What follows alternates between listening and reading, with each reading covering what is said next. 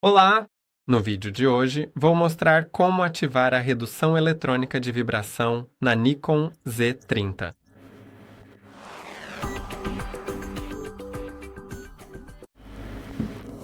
Para fazer isso, você precisará clicar no botão e bem aqui.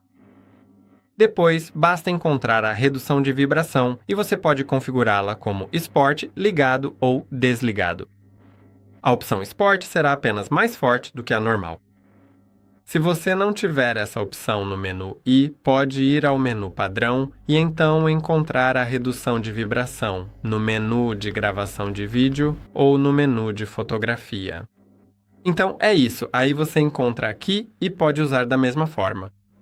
Espero que este vídeo tenha sido útil. Não se esqueça de curtir e se inscrever e nos vemos no próximo vídeo.